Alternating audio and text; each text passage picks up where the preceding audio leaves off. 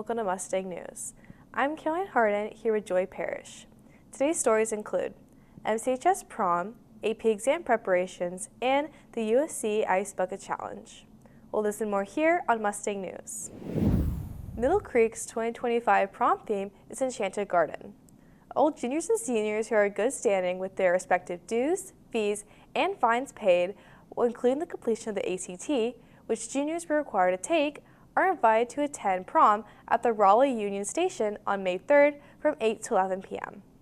Students are also welcome to bring a guest, either a MCHS 9th or 10th grade student or non-MCHS student, for an additional fee of $60. All student and guest forms are available online in the front office and student services, as they have all the information required for completion. Everyone looking to attend for prom must turn in a form by April 25th and claim their ticket prior to May 2nd. The University of South Carolina Speak Your Mind Challenge has taken social media by storm. The challenge raises awareness of mental health in college students and athletes and has gained huge popularity. This challenge has seen many in the community getting soaked by their friends in ice water. However, the challenge represents a lot more than the ice bucket. I think it was really fun to do, and I also think it was for a good cause, obviously. Mental health and suicide prevention awareness, so I think it's a great thing to do. And I think that it gets more people interested in mental health, which I think is a pretty big issue in this community. A lot of people they're depressed and people don't know it or stuff like that. Most importantly, the challenge helps strengthen and unite the community. I think the challenge brings the community together, and that friends can all challenge each other and try something they've never done before, like throwing ice over their head. And even the people recording it always have a lot of fun just getting to throw ice on someone. So how does one get the ability to do this fun challenge? Someone nominates you for it. Will Herzik nominated me. Someone gets the opportunity by being chosen by their friend. So once you're chosen to do the challenge, you can pick up to 4 other people, and then once you make them do it, they have 24 hours to just continue the chain. It's pretty fun. You get a bucket of ice dumped on your head. Reporting from Middle Creek High School, I'm Declan Anderson with Mustang News. Up next, we have a story about the Future Teachers Program by Uriah Para and Ella Clinton. The Future Teacher Program is basically a recruitment program through Wake County Public School System that recruits internal students to learn about teaching and get professional development and receive a job offer when they graduate college. It's been amazing. I think the opportunities I've been given, the people that I've met, the cohort that I'm even a part of, because through Future Teachers Program, you are in a cohort of other peers who are going through different education programs, and you build a family. And so being able to be a part of that family and have those people at central office that you can talk to and call at any time, and they're there to help you, it's been really great. And yes, it's just been amazing, and I'm so glad that I jumped and took part of this opportunity.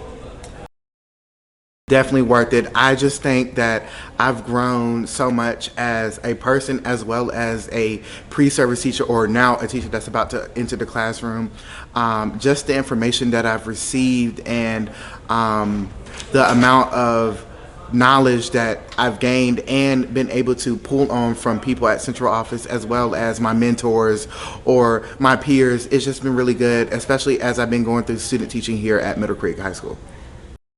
The program was not hard to get into. However, I do think that during the interview process, being able to convey your passion for education and your passion for learning is a great thing to showcase to the people that you'll be interviewed by, but also learning more about the program and how you want to make a difference in it, because I won't say that it's just an easy thing to do. It's a lot of information, a lot of work and time that goes with it, but I do think it's very, very, very beneficial in the end, especially as you enter the classroom and you come out with a job offer. A story about the college transfer portal by Claire Hibbard and George Daniels.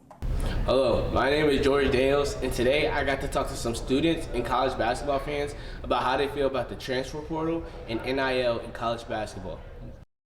Since March Madness has ended, many players have entered the portal. As of April 15th, 2025, More than 1,729 players have entered the portal.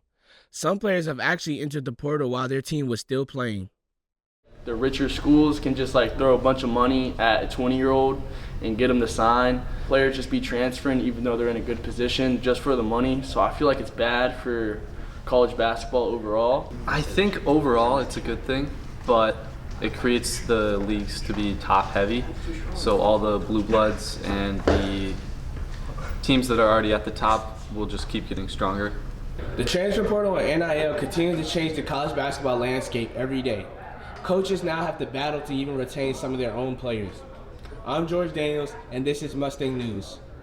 Up next, a story about the cell phone policy by Oliver Hickman and Adriel Garcia. From early February to late March, the North Carolina General Assembly voted on House Bill 87, otherwise known as the Cell Phone Free Education Bill. This legislation would force public school systems like Wake County to adopt policies that eliminate or severely restrict student access to cell phones during instructional time. Today, we spoke with those affected to hear their thoughts on the story. I think, cell phones offer us a great opportunity to add to the educational experience, but I think we all know that they can also be a great distractor. But I also think that students have to learn how to be in possession of those things and also be able to be productive. I think it is very real that we have become addicted to our devices. And if that all of a sudden was pulled back, I think there would be some issues there for students to navigate. That said, I still think we would see focus and attention go up. But the question stands, are cell phones really the problem? I think, again, getting rid of the phones would help it, but there's just like we're gonna find a way around, like I said, teachers will figure a system out, so will you guys. So if we take the phones away, then the laptops will probably become the phones, so. Whether or not this bill will be effective remains uncertain.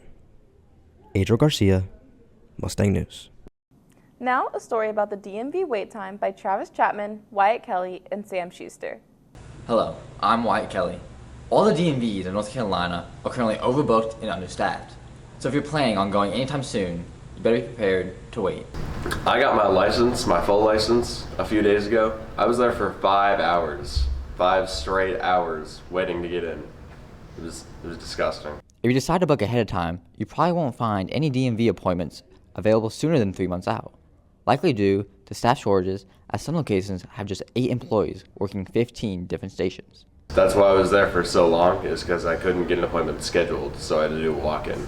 Scheduled appointments were months out. Our governor is working to reduce the excessive wait times at NC DMV offices. He has proposed a $20 million budget increase to hire 100 additional employees. I think it will. Every time I go to the DMV, there's always stations that there's no one in, or I swear someone always seems to be on lunch break. So I think more employees will definitely help speed it up. I don't know how thinly spread those employees are going to be across the DMV, so it may not actually improve that much, but I think it will definitely help a little. The DMV continues to struggle with overbooking and staff shortages, leaving many frustrated with the long wait times and limited appointment availability. Reporting for Mustang News, I'm Wyatt Kelly. April 15th is a traditional tax filing deadline, but this year people in North Carolina have some extra time to file without penalty. Both the IRS and North Carolina Department of Revenue are providing some relief because of the devastation Hurricane Helene caused. Everyone in North Carolina filing 2024 individual taxes has a filing deadline of May 1st. However, for those who owe state taxes, interest will begin to accumulate on any amount not sent by April 16th. With the end of the year approaching, students are preparing for the final hurdle before summer break, AP testing. We've gathered a group of students and teachers to offer some advice to first-time as well as returning test takers. Strategies that I encourage students to use are like making sort of like one-pagers so they can highlight what are the most important pieces, and by sitting down and pulling that out for each of the topics, that helps them to study. And then to use the practice materials in AP Classroom. Those are good resources as well. I encourage them to make sure they get a good night's sleep the night before. Don't stay up too late studying the night before. The resources that have been the most helpful will probably be Quizlet, YouTube, like Heimer's History for things like APUSH, and Khan Academy for math. EBSCO has helped me a lot. Google Scholar has helped me a lot. A strategy that's helped, well, there's two. One would be like practice tests to like put my skills like to the test, and flashcards because it like trains my memory. A piece of advice I would give would be to take it easy. Like, the AP exams are not the main determining factor for things like college and like your grades. They don't affect your grades. This one day doesn't really matter that much. If they end up having to take the class in college, they'll probably get an A because they've already taken it once. Study, just be prepared for whatever. You gotta have a bit of optimism. I'm Ella Lancaster, reporting from Mustang News. Thanks for tuning in. I'm Joy Parrish here with Caroline Harden, and we'll see you next time on Mustang News.